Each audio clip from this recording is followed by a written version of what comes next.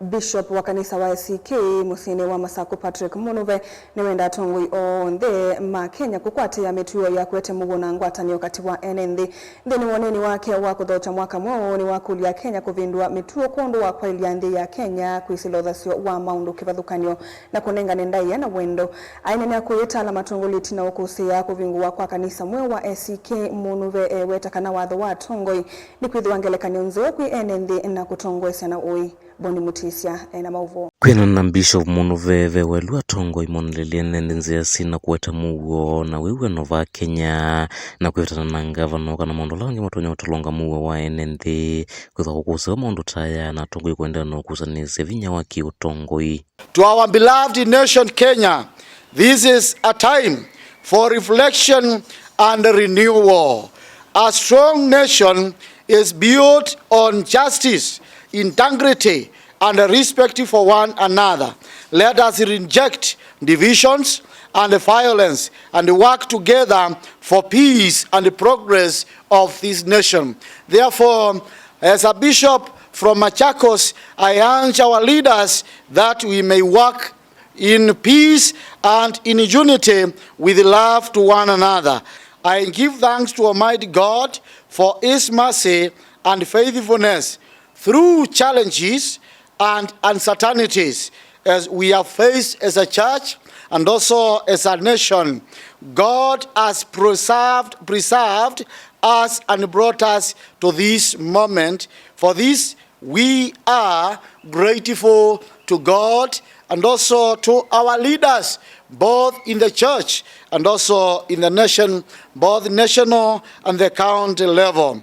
Kwithi wa mwene ndeno thasua kwika maundu kivathukanio kwisalamia na maundu wangi maki katiba Bishop huyu ni wamenda enene na makululumilia ngwatanio na kwikithia na maundu lameo kuna misingi ne mielu nengi kwithi wana vata wa kuekenia na kwithi wana mwendo nthini wa mwaka uyu mweu. To the people of this community, which is in Matungulu sub-county, and on the boundaries, our boundaries and our terms, Kangundo Archdeaconry, and also to the people of Tala and the entire Machakos County, which is led by our governor, Honorable Wavinya Ndeti, I commend your resilience and unity. I encourage you to continue living in peace, caring for one another, and upholding values that strengthen our families and the communities. Ingi kulia Atongoi kwa watu wa kuthukuma mwene nthi na ulungalu otauni wa makulia Atongoi na mukwitha na uwe mwingi muno ila matwaisi mondo maki uteti na kwigithia kila meka ni chatethia mwene nthi na kinethwa ukunoka na kuvingisa mekalile ya Enenthi. And also I wish to make a special appeal to our leaders at all levels. Leadership is a sacred trust from God, and therefore we are but only stewards. Lead with wisdom, humility, and compassion, always remembering that authority is given to serve the people within your jurisdiction. As we prepare to enter a new year, may we reflect, repent where necessary, forgive one another, and renew our faith in God. May the Lord bless you and keep you. May the Lord give you peace, all Kenyans.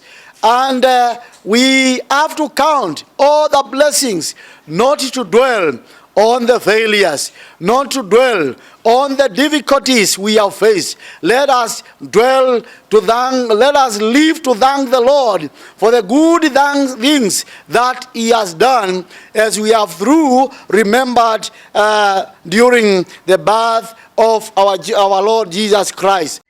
Kuma Matungulu kaunti ne Masaku nyeni tawabuni Mutisia.